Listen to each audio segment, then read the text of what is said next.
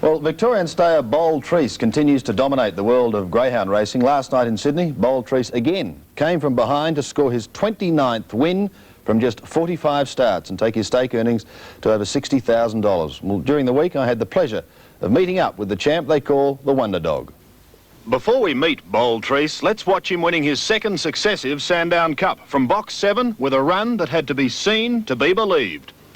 Racing lids go up and they're off and running at high intensity, flew the boxes, led on settling down by a length or so, going around them Galaxy Spirit. Galaxy Spirit on the outside's going to take the lead, running into the first turn, Galaxy Spirit by 3, high intensity second, they were followed by Nana's Dad. Further back on the field is Red Trout, over on the inside Bomber's Kid, they were followed by Nathan's Girl, Eskimo Chavo, and Bold Trease checked at the tail of the field, going down the back and Galaxy Spirit the leader, high intensity going out after it on the outside, 10 lengths away then Nana's Dad, Red Shroud. They were followed by Bold Trease, second and third last. Up the back straight, it's Galaxy Spirit, the leader. High intensity on the outside. Bold Trease 8 lengths away, flying home. High intensity, Galaxy Spirit, Bold Trease. Oh, what a run again! He had no hope whatsoever to go with 200 metres to go. He'd have been 20 lengths off the leader. And as they turned for home, he was still 10 lengths away. And he's got up and won by 2. And Ron Horsfall, the broadcaster, and a few of them said that they've never seen anything like it. Alan, back to one of the proud owners, I mean, did you think exactly the same thing? Take us through your thoughts of the race. It was really only halfway down the straight, probably 50 yards from the line, that I thought he had a chance. Up until then, he had no hope. Like on the home turn and down the back, he just wasn't in the race. He wasn't going to run a place, I didn't think, and I thought, geez, if he can happen to get up and run the third, he might get to cover the expenses, but halfway down the straight, he just seemed to grow another leg, and as if the others were nailed to the fence, and he got up and won by 2 lengths. The McCullough family from the Victorian Western District town of Warrnambool are justifiably proud of their champ that Sydney-siders now simply call the Wonder Dog. Trainer Norm McCullough picked Bold Trease when only 6 weeks old from a litter in Melbourne, and the reason he picked that pup is because he was the biggest of the litter. Now, 45 starts later and more than $50,000 prize money, Bold Trease is busy rewriting the greyhound record books. But it hasn't always been easy.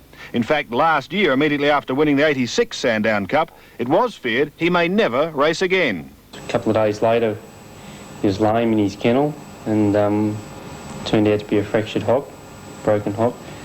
And we had him to Melbourne, and he was operated on. And the operation was actually called pin firing. They sort of weld the bone together, join the bones back together. And we rested him for about 6 weeks.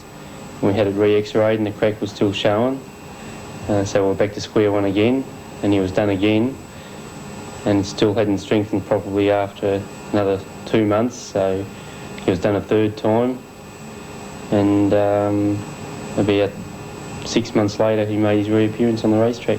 So he missed 6 months after last year's Sandown Cup. He didn't race for nearly 6 months. Which in itself, to come back the way he has, is an extraordinary feat, isn't it? Yeah, well, we thought, you know, if he loses 8 or 10 lengths from the injury, you know, he may still able to pick up a race or two, but nowhere near as the promise he'd shown before he got hurt. But he's improved 8 or 10 lengths as he's running much quicker times and just keeps on winning. Getting a bet on Bold Trease hasn't always been easy. He started at odds-on from 18 of his last 20 starts. In fact, one night in his hometown, he started at 50 to 1 on.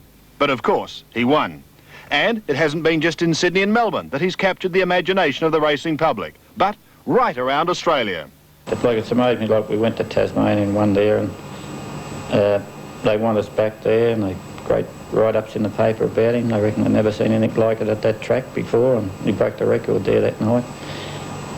He fell out 8 lengths behind him in Tassie and still got up and won and broke a track record. Well, the people were amazed by that, and they want us back. We've had offers to go to Perth, invitations to go to Adelaide. Like they just sort of want to see him race. It does amaze me a bit that they do, but I think it's just like a dog coming from behind's a bigger thrill than a dog out in front leading all the way. And I think the crowd get a bit of a thrill about it. And that's exactly what Bold Trease did from box 1 in Sydney last night to take out the Association Cup. We pick up the race with the Wonder Dog in red and running almost last. Rachel's Pride the inside. Bold Trease is 15 off the speed from Lucky Draw and Baguette Babe. New Style Miss is still 8 in front of Tony's Comic, Joe's Power, Bold Trease and Rachel's Pride as they turn. New Style Miss is giving a grand exhibition. Bold Trease is starting to unwind. New Style Miss in front. Bold Trease has got it. Bold Trease raced to the lead and the champion wins the money. Bold Trease wins by 5. Tony's Comic got up for second from New Style Miss. What a phenomenal run, the winner.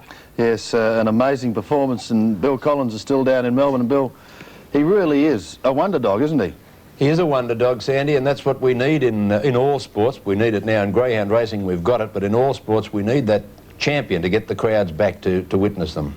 It must also, Bill, I think, on the other hand, be a candidate to give us all heart attacks the way that he does race, because he would appear to lope along and then suddenly the foot goes on the accelerator and it's virtually good night nurse. Yes, those people who continually lay odds on him, there's a great dive for the bar and whiskies are ordered as soon as the race is over.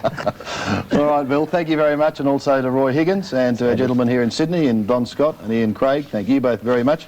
Of course, more racing on Sports World.